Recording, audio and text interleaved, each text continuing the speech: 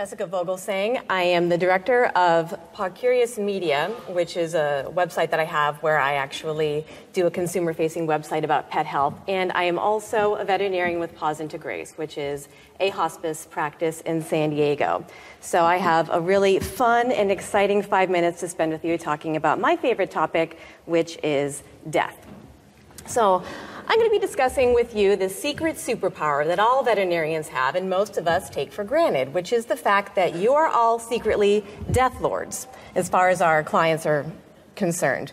Now, you may not have realized that you were going to be a death lord when you signed up for veterinary school, but as soon as you found out the first second that you plunged your hand into your first dead prosected cow, being a veterinarian is full of all sorts of surprises, some better than others.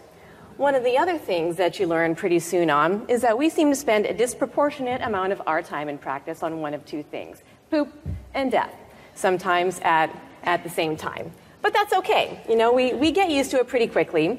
We get used to this idea that death is a natural part of life. All right? We're okay with death. We're comfortable with death. But that doesn't mean that we're like pro-death, that we think death is this awesome thing. And that's a really difficult thing for a lot of people to understand. And I think there's some good reasons for this, okay? In the United States, 80% of people die in nursing homes or hospitals. They don't see death. Death is a call in the middle of the night. It's not something that you experience at home. And so that becomes something that's really, really frightening for people. They get to make up their own narrative about what death looks like. And we hear that all the time when people come in. They think death is pain and agony and explosions and poop everywhere. And that can happen, but as we know, we're actually pretty good at mitigating that. It doesn't have to be that way. And that knowledge is something that most people don't have.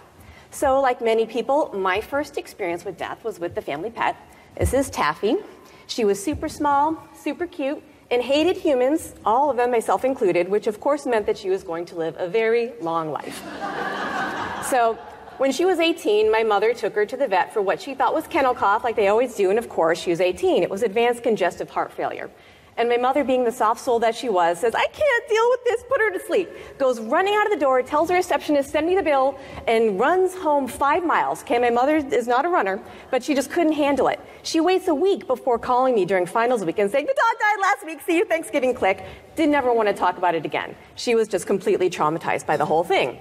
And I didn't know what to do. My support group, my family and friends didn't want to talk to me about it. We outsource grief just like we outsource death. They suggested a pet loss support group. And as we all know, they're a little creepy. I didn't want to go to one of those. So I just internalized it like we all do. Stuff it down, we're going to be good.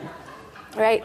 Death and grief are universal concepts. The way that we experience death with pets informs how we feel about death with people and vice versa. And that's a really important thing that we need to understand.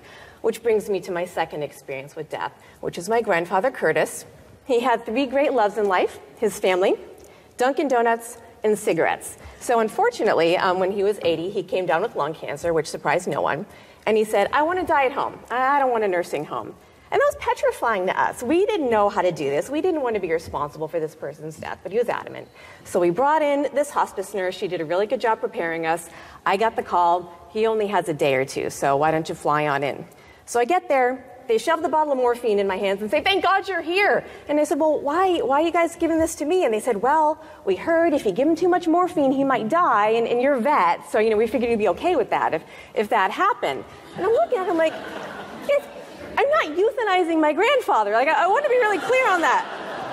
I'm giving him meds for a terminal disease. Please don't go telling people that I euthanized him. But that was a really hard concept for them to understand. So I said, fine, I'll give him the meds. That's cool. So after a few hours, he started what's called the death rattle. We knew the time was coming. So we all gathered around him, and we held hands and said, it's okay, Pepe, we love you. Go to the light. It's okay. After about 5 minutes of this man who's been comatose for 2 days opens his eyes and sits up and says, shut up! Goes back down. And so, we all start laughing, just like you guys. It's okay. You can laugh at the death of my grandfather. We all did. It's what he would have wanted. But that's a good thing. And I think this idea that we can find humor and laughter and joy in our darkest times is an extremely powerful thing. But that can't happen unless we're free of the fear of the death process itself. And that is a really powerful gift that we can give to our clients. And most of us forget that. You know, this is a big deal for them that they carry forward, not only with the death of their pets, but with this experience that they have for the rest of their lives with the people. Okay? Now, there can be bad death experiences. Those are extremely traumatizing. But a good death experience is actually healing. We can heal our clients with the power of a good death, and that's an incredibly powerful thing. Being a death lord is a good thing. Okay, that picture, which I had to wait till it goes away to show you, but that was the day that my dog Kikoa died. My husband's following me around taking pictures. Like, I don't want pictures of me ugly crying, but it's actually, it's wonderful. I'm okay showing that to all of you now today. So remember that, you guys. You have a lot of power. Embrace it. Thank you.